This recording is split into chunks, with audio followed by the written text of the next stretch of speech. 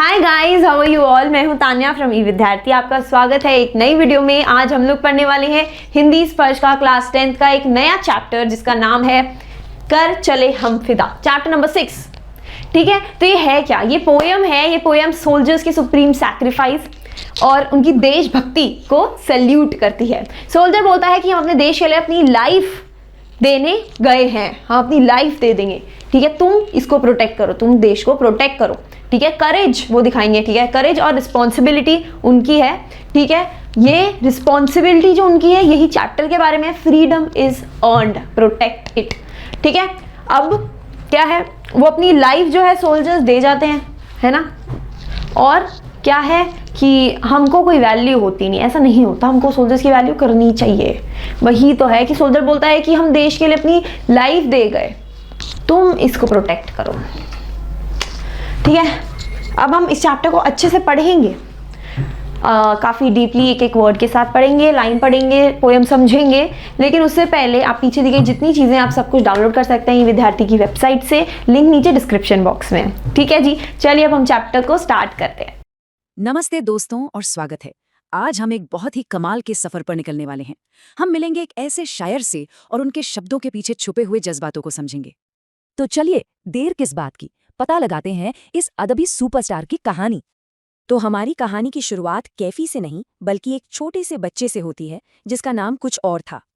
तो बात है उत्तर प्रदेश के आजमगढ़ जिले की। वहां एक गांव है मजमा, और वहीं 19 जनवरी 1919 को एक बच्चे का जन्म हुआ जिनका नाम रखा गया अथर्व हुसैन रिजवी।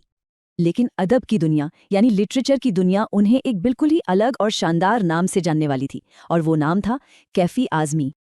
और वो कोई मामूली शायर नहीं थे, वो एक प्रगतिशील उर्दू कवि थे। मतलब वो उन कवियों में सबसे आगे थे जो अपनी कलम से, अपनी शायरी से समाज में एक अच्छा बदलाव लाना चाहते थे। कैफी जी की शायरी की सबसे खास बात ये थी कि उसमें दो रंग थे। एक तरफ तो सामाजिक और राजनैतिक मुद्दों पर उनकी आवाज बुलंद थी, और दूसरी तरफ उनके दिल की कोमलता भी साफ झलकती थी। अपनी जवानी के दिनों में तो वो मुशायरों की जान हुआ करते थे। लोग उनकी शायरी सुनकर वाह वाही करते नहीं थकते थे। और फिर इसी जादू को वो ले आए फिल्मों में और हमारे लिए लिखे सैकड़ों बेहतरीन गीत। एक लंबी और प्रेरणा देने वाली जिंदगी जीने के बाद 10 मई 2002 को वो इस दुनिया को अलविदा कह गए। लेकिन उनके शब्द वो तो हमेशा हमारे साथ हैं, हमेशा जिंदा रहेंगे। उन्होंने हमें तोहफे में 5 कविता संग्रह दिए। कौन कौन से? झंकार, आखिरे शब, आवारा सजदे, सरमाया और एक और मेरी आवाज सुनो, जिसमें उनके लिखे फिल्मी गीत हैं। सच में ये किसी खजाने से कम नहीं है। और इतने कमाल के काम के लिए उन्हें बहुत सारे पुरस्कारों से सम्मानित किया गया, जिसमें से एक बहुत ही खास है साहित्य अकादमी पुरस्कार। एक और मजेदार बात पता है, कैफी जी एक कलाकारों के परिवार से थे। उनके तीनों बड़े भाई भी शायर थे। उनकी पत्नी शौकत आजमी और बेटी शबाना आजमी दोनों ही बहुत मशहूर अभिनेत्रियां हैं। है ना कमाल का परिवार। तो अब हम कैफी आजमी साहब के बारे में काफी कुछ जान चुके हैं। अब चलिए उस एहसास को समझते हैं, उस भावना को जानते हैं जो उनकी कविता के पीछे छिपी है। देखिए, ये एक सीधी सी बात है। जिंदगी हर प्राणी को, हर लिविंग बीइंग को प्यारी होती है ना। कोई भी इसे बस यूं ही खोना नहीं चाहता। यहाँ तक कि जो इंसान बहुत ज्यादा बीमार हो वो भी जीने की उम्मीद करता है, जीने की कामना करता है। इससे पता चलता है कि जीने की इच्छा हम सब में कितनी मजबूत होती है। और कुदरत ने भी हमें जिंदा रखने के लिए सिर्फ जरूरी चीजें ही नहीं दी हैं, बल्कि हर जीव जंतु के अंदर उसे बनाए रखने की, उसे बचाए रखने की एक भावना भी डाल दी है। और इसीलिए तो जो जीव बिल्कुल शांत रहते हैं वो भी जब अपने प्राणों पर संकट आता हुआ देखते हैं तो उसकी रक्षा के लिए मुकाबले को तैयार हो जाते हैं। लेकिन अब सोचिए एक सैनिक के जीवन के बारे में। वो इससे बिल्कुल उल्टा होता है। एक सैनिक अपने लिए नहीं बल्कि दूसरों के जीवन और उनकी आज़ादी की रक्षा के लिए खड़ा होता है। जब औरों के जीवन पर, उनकी आज़ादी पर बात आ बनती है, तब वो मुकाबले के लिए अपना सीना तान कर खड़ा हो जाता है। और वो ये सब तब करता है जब वो ये अच्छी तरह जानता है कि इस मुकाबले में शायद दूसरों की जिंदगी और आज़ादी तो बच जाए, पर उसकी अपनी मौत की संभावना सबसे ज्यादा है। तो ये जो पाठ हम देखने वाले हैं, ये युद्ध की पृष्ठभूमि पर बनी फिल्म हकीकत के लिए लिखा गया था, और ये ऐसे ही सैनिकों के दिल की आवाज को बयान करता है। इन सैनिकों को अपने किए पर नाज है, गर्व है, और इसी के साथ उन्हें अपने देशवासियों से कुछ उम्मीदें भी हैं, कुछ अपेक्षाएं भी हैं। और जानते हैं वो देशवासी कौन है जिनसे उन्हें ये उम्मीदें हैं? वो कोई और नहीं, हम सब ही हैं। तो आइए इसे पढ़ें और अपने आप से ये सवाल पूछें कि हम उनकी अपेक्षाओं को, उनकी उम्मीदों को पूरा कर रहे हैं या नहीं। चलिए आज शब्दों के सहारे एक सफर पर चलते हैं, एक ऐसे सफर पर जो हमें सरहद की बर्फीली ऊंचाइयों तक ले जाएगा। आज हम उस गीत की आत्मा को महसूस करने की कोशिश करेंगे जो सिर्फ एक गीत नहीं बल्कि एक सैनिक की आखिरी सांस है, उसकी आखिरी आवाज है और देश के नाम उसकी आखिरी वसीयत है। जी हाँ, आज हम कैफी आजमी साहब के लिखे अमर गीत कर चलें हम फिदा की गहराइयों में उतरेंगे। जरा एक पल के लिए सोचिए, जब जिंदगी और मौत के बीच बस चंद सांसों का फासला बचा हो तो सरहद पर खड़ा एक सैनिक क्या सोचता होगा? क्या वो अपने घर परिवार को याद करता है या फिर अपने पीछे रह गए करोड़ों देशवासियों के लिए कोई पैगाम छोड़ जाना चाहता है? यही सवाल इस पूरी कविता की, इस पूरे गीत की जान है और आज हम सब मिलकर इसका जवाब तलाशेंगे। तो देखते हैं हमारा ये सफर कैसे आगे बढ़ेगा। सबसे पहले हम जानेंगे कि ये गीत जन्मा कहाँ से, इसके पीछे शायर कैफी आजमी और फिल्म हकीकत की क्या कहानी है। फिर हम एक एक करके कविता के हर हिस्से में उतरेंगे। पहले बलिदान की बात करेंगे, फिर समझेंगे कि जवानी का असली मतलब क्या है, देखेंगे कि कैसे धरती को दुल्हन कहा गया है और कुर्बानियों का सिलसिला जारी रखने की बात क्यों की गई है, और आखिर में राम भी तुम लक्ष्मण भी तुम का वो गहरा मतलब समझेंगे जो हम सबको एक बड़ी जिम्मेदारी सौंपता है। तो सवाल यह है कि ये आवाज, ये दर्द भरे लेकिन गर्व से भरे शब्द आए कहां से? इन्हें अपनी कलम से कागज पर उतारा है महान शायर कैफी आजमी ने। बात है 1964 की, जब फिल्म बनी थी हकीकत। ये कोई आम फिल्म नहीं थी बल्कि 1962 में हुए भारत चीन युद्ध की सच्चाई का, उस युद्ध के जख्मों का एक आईना थी।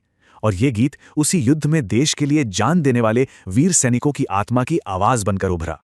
कैफी आजमी साहब, वैसे तो उनका असली नाम था अतहर हुसैन रिजवी, पर दुनिया ने उन्हें कैफी आजमी के नाम से ही जाना। उनकी शायरी सिर्फ प्यार मोहब्बत की बातें नहीं करती थीं, उनकी कलम समाज का दर्द लिखती थी, एक आम इंसान की आवाज बनती थी। उनके शब्दों में जहां एक तरफ दिल को पिघला देने वाली नरमी थी तो वहीं दूसरी तरफ एक क्रांति की आग भी थी। कर चले हम फिदा उनकी कलम का वही जादू है जिसमें देशभक्ति और बलिदान अपने सबसे ऊंचे शिखर पर हैं। तो चलिए अब गीत के पहले हिस्से में कदम रखते हैं। यहां सैनिक मानो खुद हमसे बात कर रहा है। वो हमें उस आखिरी पल में ले जा रहा है जहां उसकी सांसें उखड़ रही हैं, शरीर साथ छोड़ रहा है, लेकिन हौसला आसमान छू रहा है। इन शब्दों को जरा ध्यान से महसूस कीजिएगा। सैनिक कह रहा है, कर चले हम फिदा जानो तन साथियों, अब तुम्हारे हवाले वतन साथियों। मतलब दोस्तों, हम तो अपनी जान, अपना शरीर, अपना सब कुछ इस देश पे कुर्बान करके जा रहे हैं। अब ये देश, ये वतन तुम्हारी जिम्मेदारी है। फिर वो अपनी हालत बताता है। सांस थमती गई, नब्ज जमती गई। महसूस कीजिए उस बर्फीली ठंड को, उस तकलीफ को। सांस लेना मुश्किल हो रहा है, नसों में खून जम रहा है, लेकिन फिर भी बढ़ते कदम को न रुकने दिया। शरीर ने भले ही जवाब दे दिया हो, हिम्मत ने नहीं दिया। और ये सब क्यों किया? कट गए सर हमारे तो कुछ गम नहीं, सर हिमालय का हमने न झुकने दिया। हमें अपनी जान की परवाह नहीं, बस इस बात का सुकून है कि हमने अपने देश के मान, अपने हिमालय का सिर झुकने नहीं दिया। और उस मौत के आलम में भी शान देखिए, मरते मरते रहा बागपन साथियों। मतलब तेवर में कोई कमी नहीं थी। और एक बार फिर वो अपनी सबसे बड़ी बात दोहराता है, अब तुम्हारे हवाले वतन साथियों।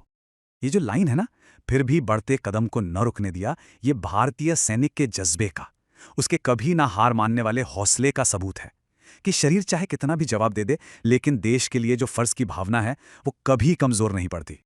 और सर हिमालय का हमने ना झुकने दिया, ये लाइन तो बलिदान का पूरा मकसद ही साफ कर देती है। यहाँ हिमालय सिर्फ एक पहाड़ नहीं है, ये भारत का माथा है, हमारे देश की इज्जत है, हमारी शान है। सैनिक यही कह रहा है कि हमारा सर कट जाए तो कोई गम नहीं, पर देश का सर नहीं झुकना चाहिए। और इस सब के बीच भी उनका अंदाज, उनका बंकापन यानी एक अलग ही शान, एक गरूर कि देखो दुश्मन, हम मर तो रहे हैं पर हारे नहीं हैं।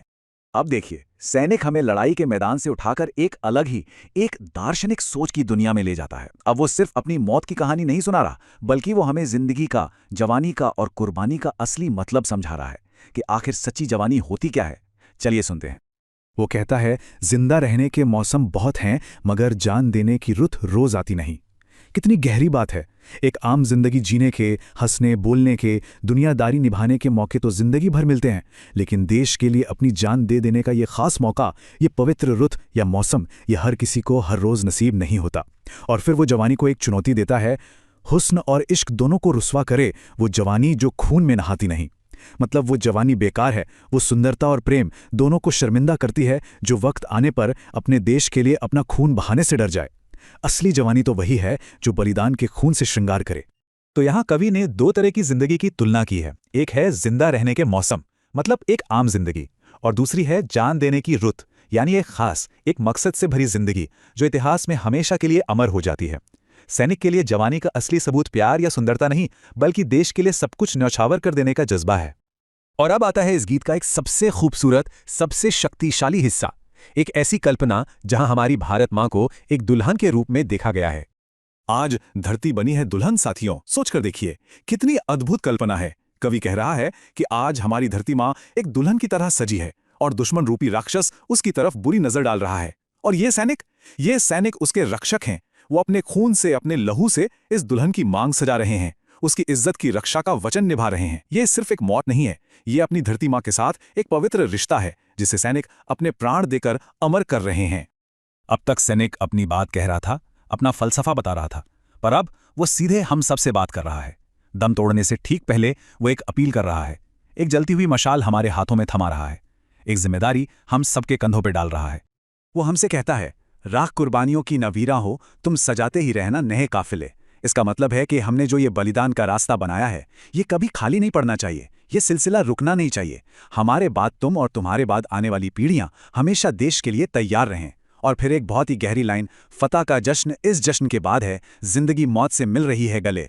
यहां मौत कोई दुखद अंत नहीं, बल्कि एक जश्न है। सैनिक कह रहा है कि हम जो मौत को गले लगा रहे हैं, ये भी एक जश्न है, और देश की जीत का असली जश्न इसी जश्न के बाद शुरू होगा।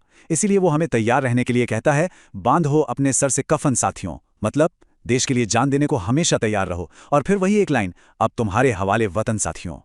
तो सैनिक की अपील बिल्कुल साफ है। पहला, ये कि बलिदान की ये परंपरा कभी रुकनी नहीं चाहिए।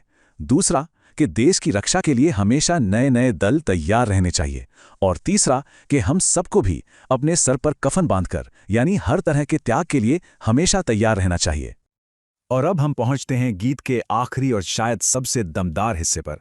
यहां कैफी साहब ने रामायण का जिक्र करके अपनी बात को एक बिल्कुल नई ऊंचाई दे दी है। सैनिक अपना आखिरी संदेश देता है, खींच दो अपने खून से जमीन पर लकीर, इस तरफ आने पाए न रावण कोई। ये सीधा सीधा इशारा है लक्ष्मण रेखा की तरफ। वो कह रहा है कि अपने खून से, अपने बलिदान से देश के चारों ओर एक ऐसी रेखा खींच दो जिसे कोई भी रावण रूपी दुश्मन पार करने की सोच भी ना सके। और ये रावण किसकी तरफ बढ़ रहा है? हमारी भारत मां की तरफ, जिसे यहां सीता कहा गया है। छू न पाए सीता का दामन कोई, मतलब देश की आन पर, देश की इज्जत पर कोई आंच ना आने पाए। और इसकी रक्षा कौन करेगा? इसकी जिम्मेदारी किसकी है? राम भी तुम ही लक्ष्मण साथियों। समझिए, यह रावण सिर्फ एक कहानी का पात्र नहीं है, बल्कि हर वो दुश्मन है जो हमारे देश पर बुरी नजर रखता है। और सीता हमारे देश का सम्मान है, हमारी मातृभूमि की गरिमा है। सैनिक हमें याद दिला रहा है कि इस सम्मान की रक्षा करना ही हमारा सबसे बड़ा धर्म है। और फिर वो आखिरी पंक्ति जो इस पूरे गीत का निचोड़ है, राम भी तुम ही लक्ष्मण साथियों। वो कह रहा है, हम तो अपना फर्ज निभाकर चले, पर अब इस देश के राम भी तुम ही हो और लक्ष्मण भी तुम ही हो। मतलब देश के दुश्मनों का नाश भी तुम्हें ही करना है और देश की रक्षा की वो लकीर भी तुम्हें ही खींचनी है। देश की हर तरह की सुरक्षा की जिम्मेदारी अब हम देशवासियों के ऊपर है। उम्मीद करती हूँ आपको चैप्टर अच्छे से समझ आ गया। अगर आ गया, do like, share and subscribe. See you in another one. Bye.